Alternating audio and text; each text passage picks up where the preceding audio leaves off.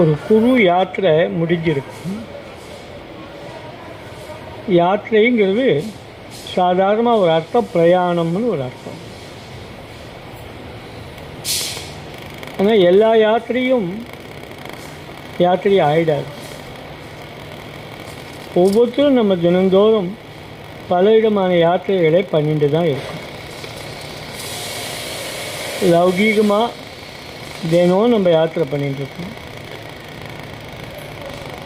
ஆனால் உடலால் செய்யக்கூடிய யாத்திரை இருக்கு இல்லையா, காலால் உடலால் செய்யக்கூடிய யாத்திரைகள், அதை காட்டிலும் அதிகமான யாத்திரைகள் எது பண்ணுறதுன்னா நம்ம மனசு தான் பண்ணுது.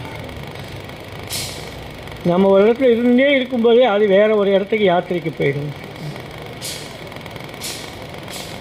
யாத்திரையில் ரொம்ப முக்கியமான யாத்திரை மனிதனாக பிறந்து நம்ம தயார் பண்ணிக்க வேண்டியது எதுன்னு சொன்னால் நம்முடைய கடைசி யாத்திரை. பகவான் இந்த இடத்துல அவ்வளோ முக்கியத்துவம் கொடுக்குறாங்க. இந்த கடைசி யாத்திரையை பற்றி யாரும் நினச்சி கூட பார்க்குறதில்ல. பகவத்கீதையிலேயே சொல்லும்போது மாமேவ அப்படிங்கிற ஒரு வார்த்தையை உபயோகப்படுத்தி அந்த காலேச்ச மாமேவ, அந்திம காலத்தில் என்னை நினைச்சுண்டு அப்படின்ற ஒரு வார்த்தையும், அந்திம காலத்திலே நீ எதை நினைக்கிறியோ அதுவாக நீ ஆயிடுவாயின்னு ஏற்கனவே தர்மசாஸ்திரம் சொல்லியிருக்கு. அந்திம காலத்தில் நீ என்னை நினைக்கணும் அப்படின்னு பகவான் சொல்லிட்டான். இடத்துல மகாபரிவா அழகாக ஒரு வியாக்கியானம் பண்ணுவான். அந்திம காலத்திலே பகவானை நினைக்கிறது அப்படின்னு சொல்லலை பகவான். அந்திம காலத்திலும் சாங்கிற ஒரு வார்த்தையை போட்டு அந்திம காலே ச மாமேவ, மாமேவேங்கிறது தான் ரொம்ப கஷ்டமான இடம். என்னை தவிர வேறு எதுவும் இல்லாமல், அதுதான் ப்ராக்டிக்கலாக பாசிபிள் ஆகிடும். எல்லாருக்கும் தெரியும், ஸ்லோகம் தெரியும், அர்த்தம் தெரியும். ஆனால் நடைமுறையில் கொண்டு வரது ரொம்ப ரொம்ப கஷ்டம். இதையே தான் பகவான் சொல்லும்போது, அனன்யா சிந்தையின் தாமான் சொல்லும்போது எப்போதும் என்னை நீ நினைத்து கொண்டுன்னு சொல்கிறான். இது ரெண்டுமே அவ்வளோ சுலபமான காரியம் இல்லை. ஆனால் பெரியவாள்லாம் இந்த யாத்திரைக்கு அவ்வளோ முக்கியத்துவம் கொடுத்துருக்கா. யாத்திரைகளே சாதாரண யாத்திரையெல்லாம் 1000 இருந்துன்னு போட்டோம். பகவானுக்குன்னு ஒரு யாத்திரையை பண்ணுறது, பகவான் நாமத்துக்குன்னு ஒரு யாத்திரையை பண்ணுறது, இது நெடுநாள் நிற்கும். இப்போ பண்ணினது சின்ன யாத்திரை தான், ஆனால் மனசை விட்டு நீங்கவே நீங்கள். அதனால தான் நிறைய யாத்திரைகள் பண்ணணும்னு சொல்கிறோம். இப்போ நம்ம பாடிட்டு இருக்க ஸ்துதிகள்லாம் இருக்கு இல்லையா, அவ்வளோ ஸ்துதிகளும் யாத்திரைகள்னால வெளியில் வந்துருக்கோம். நாயன்மார்களும் ஆழ்வார்களும் பூரா வாழ்க்கையை யாத்திரை தான் பண்ணிட்டு இருக்கு. ஒரு யாத்திரையை பண்ணுவான், ஒரு இடத்துக்கு போவா, அந்த பகவானை பற்றி பாடுவா, அடுத்தது போவா, திடீர்னு ஒரு இடத்துல இன்னொரு இடத்துக்கு போகிறதுக்குள்ளே இன்னொன்று ஞாபகம் வந்து நடுவில் அது இடையே சரிகிடுவா. அதனால தான் சொல்கிறது வைப்பு தலங்கள்னு சொல்கிறது. சில இடத்துல அந்த தலத்தை பற்றி மட்டும் பாடினது போக நினைவில் இருந்து ஒரு தலத்தில் தரிசனம் பண்ணிட்டு இருக்கும்போது அதை புகுந்து பாடிகிட்டே இருக்கும்போதே இன்னொரு பெருமாள் ஞாபகம் வந்துடும், கூட சேர்த்து பாடிடுவான். அப்படின்னா அந்த மனசு எப்படி இருக்கும்? யாத்திரையிலே ட்ரெயின் ஆனது. இன்றைக்கு இப்போ ரொம்ப வித்தியாசமாக பண்ணுறா இல்லையா. இது நம்ம சம்பிரதாயத்தில் எப்பவும் இருக்கிற விஷயம். இப்போ புதுசாக இந்த வார்க்கடிங்கிறத வச்சுட்டு சொல்கிறா இல்லையா, நிறைய பாட்டெல்லாம் எழுதிக்கா இப்போ எல்லாம் புதுசாக பண்ணுறா இல்லையா. இப்போ கூட ஒரு யார்க்கடியே, அந்த யார்க்கடியே தமிழ்நாட்டிலேருந்து மிகப்பெரிய யாத்திரை பண்ணினுக்கு முதல்ல ராமநாமம் கீதம் 1999 ஒரு பெரிய யார்க்கடி. வார்க்கடியிலே அவள் பண்ணுற மெத்தடில் பல்ல ரொம்ப வசதியாக ஜென்மசாப்பல்ய மந்திரம்னு சொல்கிறது ராமநாமத்தை. அந்த ராமநாமத்தை கொண்டே பண்ணுற யாத்திரை பண்ணிருக்கு. அதோடைய வடிவம் தான் இன்றைக்கி இங்கே இப்போ சின்னதாக ஒரு யாத்திரை, குழியா பெரிய யாத்திரைலாம் யாராலையும் பண்ண முடியல. யாத்திரை பெருசாக சின்னதாங்கிறது முக்கியம் இல்லை, ஆனால் யாத்திரை பண்ணணும். யாத்திரை பண்ணால் யார் வருவா, இது யூஸ்வலான வார்த்தை. யாரையா 10 பேர் கூப்பிடலாம், வா வருவாளா அப்படின்னு. ஆனால் ஆத்மார்த்தமாக நீங்கள் நினச்சிட்டீங்கன்னு சொன்னால் யார் வருவா தெரியுமா? இந்த யாத்திரையிலே நடந்ததை நினச்சி பாருங்க. நீங்கள் யாத்திரை வரப்போகிறதுன்னு ஒன்று பகவான் தயாராக இருப்பான். பகவான் மட்டும் இல்லை, பகவானுடைய கட்டுப்பாட்டில் இருக்கிற பஞ்சபூதங்களும் தயாராக இருக்கும்.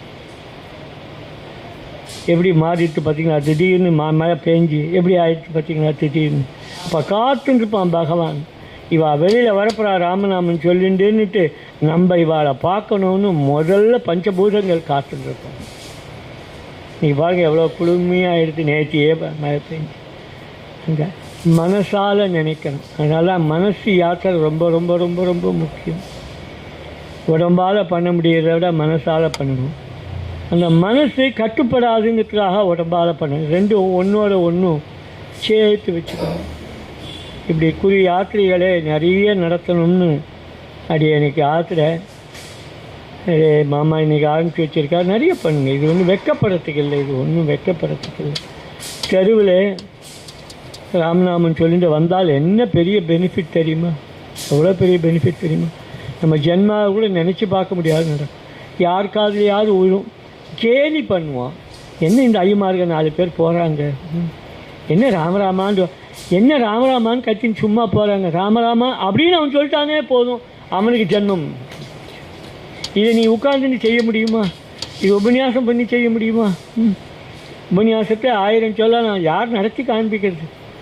நடத்தி காண்பிக்கிறதுக்கு சாதாரண ஜனங்கள் வெக்கத்தை விட்டு எனக்கு இன்றைக்கி இந்த ஒரு நாள் இப்படி போகட்டும் அப்படின்னு நினச்சி சின்ன சின்ன யாத்திரை இப்படி பழகினா என்ன ஆகும்னா, நீ சாதாரணமாக லௌகிகமாக ஒரு வீட்டிலேருந்து இன்னொரு வீட்டுக்கு எதுக்காவது போகும்போது கூட நாமும் சொல்லிட்டு போய் நாம யாத்திரையை ஆக்கிட முடியும்.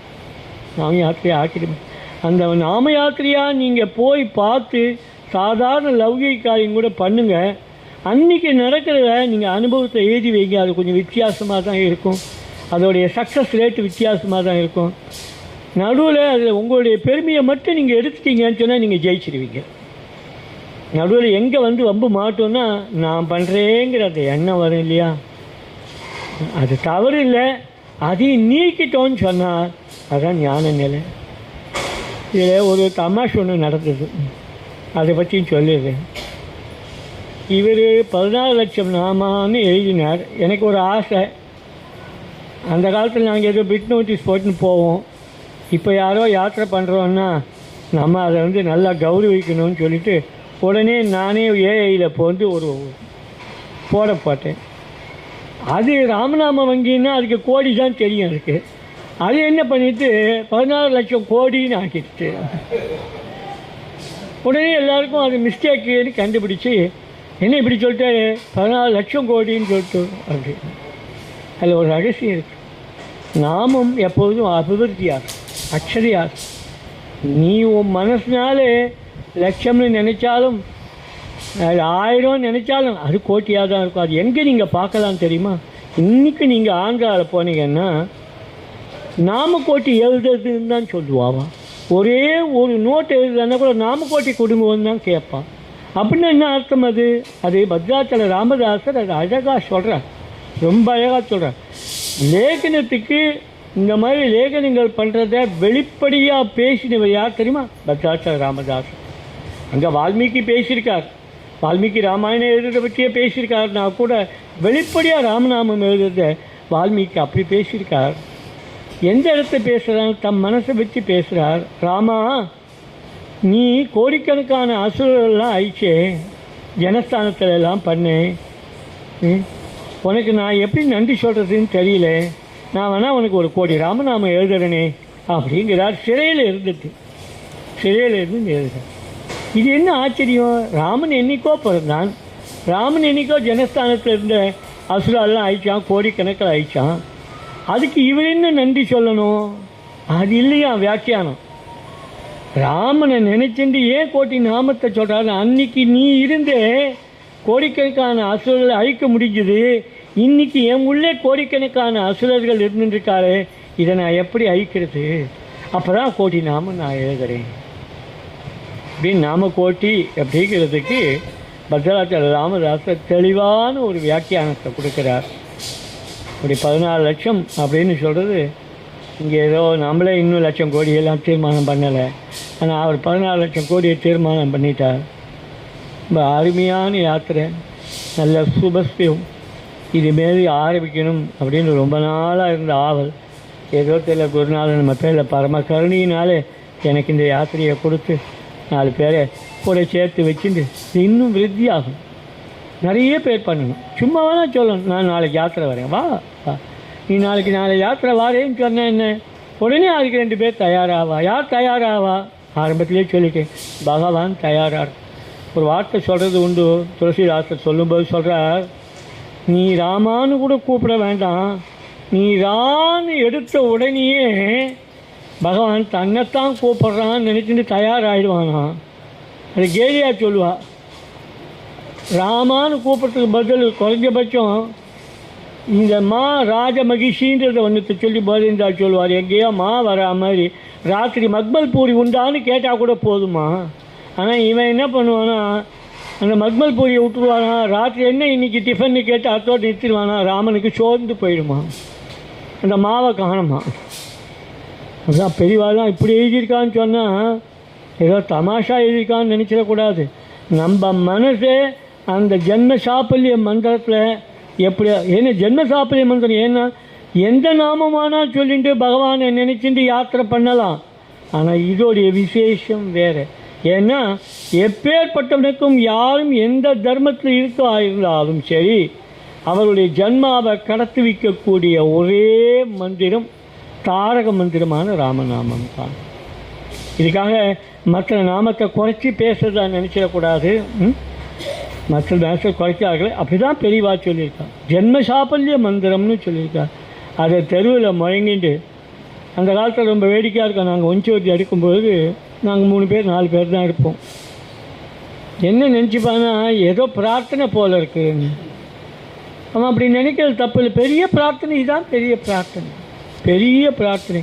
என் கூட நீ எப்போதும் இரு, என் மனசில் நீ எப்போதும் இரு, என்னுடைய எல்லா செயல்களையும் நீ இரு அப்படின்னு சொல்கிறதுக்கு ஏதோ ஒரு பயிற்சி வேணும் இல்லையா.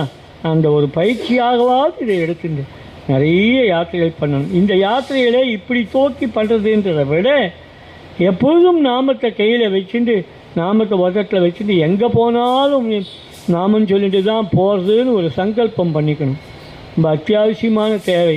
இன்றைக்கு இருக்கிற கால சூழ்நிலையில் எல்லாம் அடிபட்டு போயிருக்கிற காலத்தில் எல்லாம்னா சொல்கிறதுக்கு இல்லை, அவ்வளோ அடிபட்டு போயிருக்கும்போது இதுக்கு கூட ஒரு 10 பேர் வரான்னு சொன்னால் இந்த இடத்துல தான் பகவான் சொன்னா இல்லையா, நான் மீண்டும் மீண்டும் பிறப்பேன் யுகே யுகேன்னு சொன்னா இல்லையா. அந்த யுகே யுகேங்கிறது இதுதான். 1000 கஷ்டங்கள் இருக்கும்போதும் அவன் நம்ம மனசில் பூந்து நம்ம வாயில் வந்து நம்ம நடையில் வந்து இப்படிலாம் வரான்னு சொன்னால் அவன் எப்போதும் சாஸ்வதமாக இருந்து ஜனங்களை காப்பாற்றின்னு இருக்கான். நமே பக்த பிரணஷ்யதி, அவன் இருக்கும் வழி யாரும் கவலைப்பட வேண்டாம். ரொம்ப சந்தோஷம். மகோன்னதமான யாத்திரை. மகாத்மாக்களுக்கு என்னுடைய சிறந்தாண்ட நமஸ்காரங்கள். ராம ராம.